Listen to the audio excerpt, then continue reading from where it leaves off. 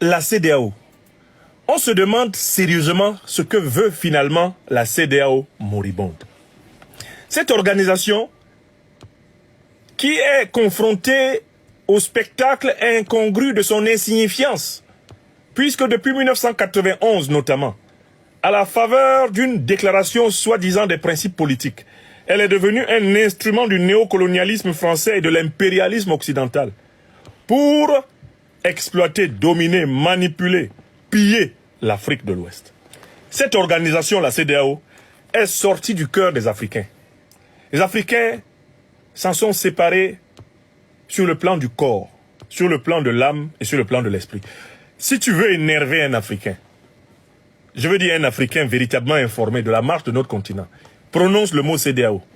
Un Africain normal, une Africaine normalement constituée déteste la CEDEAO.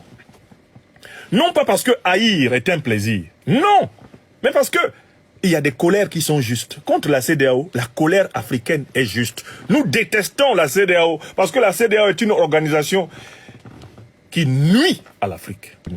Or, regardez-moi un communicaillon comme celui-ci. Voici ce qu'ils se sont permis d'écrire et qui a sorti les Africains de leur gond. Communiqué de presse, division de la communication. Le Parlement émet un avis favorable à l'adoption du budget de la communauté et plaide en faveur d'une prorogation du délai de retrait de 3 pays de la communauté. Abuja, mercredi le 11 décembre 2024. Le bureau du Parlement de la Communauté économique des États de l'Afrique de l'Ouest, Parlement de la CEDEAO, a vivement souhaité que la conférence des chefs d'État et de gouvernement adopte une mesure extraordinaire qui prorogera le délai de retrait du Mali, du Burkina Faso et du Niger de la CEDEAO, prévu pour le 29 janvier 2025, afin de laisser place à de nouvelles réflexions et négociations qui éviteront la désintégration de la communauté. Voilà leur communiqué. Ça, c'est de la provocation. D'abord, ce communiqué n'a pas de lieu d'être. Pourquoi? Parce que quand le Mali, le Burkina Faso et le Niger se sont retirés de la CEDEAO, en fin janvier 2023, ils ont précisé que c'était sans délai, avec effet immédiat. Et ils ont précisé qu'ils ne respecteraient pas les textes de la CEDEAO qui disent qu'il y a un délai d'1 an quand on veut se retirer, parce que les sanctions illégales, criminelles et inhumaines que la CEDEAO a appliquées au Mali, appliquées contre le Burkina, appliquées contre le Niger, n'étaient pas non plus dans les textes. À partir du moment où la CEDEAO n'a pas respecté ses propres textes, aucun pays n'est lié par les textes de la CEDEAO, dès lors qu'il annonce qu'il la quitte. Deuxième réaction qu'inspire ce communiqué. Ils se comportent comme s'il y a un événement particulier qu'ils attendent, au Mali, au Burkina ou au Niger, qui leur permettrait d'amener les dirigeants de ces États-là à changer d'avis.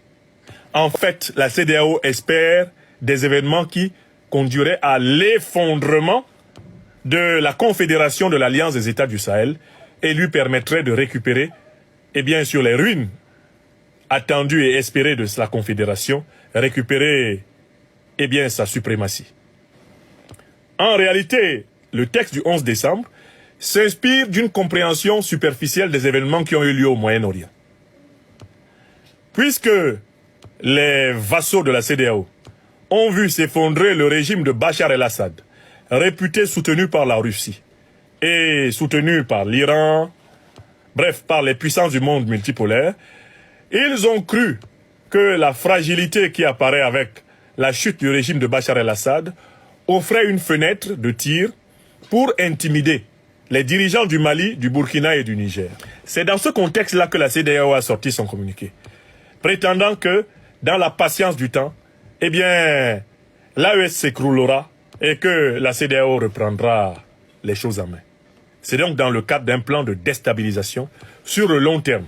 Voilà pourquoi nous dénonçons ce communiqué comme étant nul et non avenu, comme étant un communiqué illogique, incongru, un communiqué creux, un communiqué vaseux, fangeux. C'est un communiqué méphitique, c'est un communiqué de faux sceptiques. Et il ne faut pas que les Africains fassent attention à l'esbrouf de la CEDEAO. C'est une organisation décédée. Elle s'agite dans son cercueil.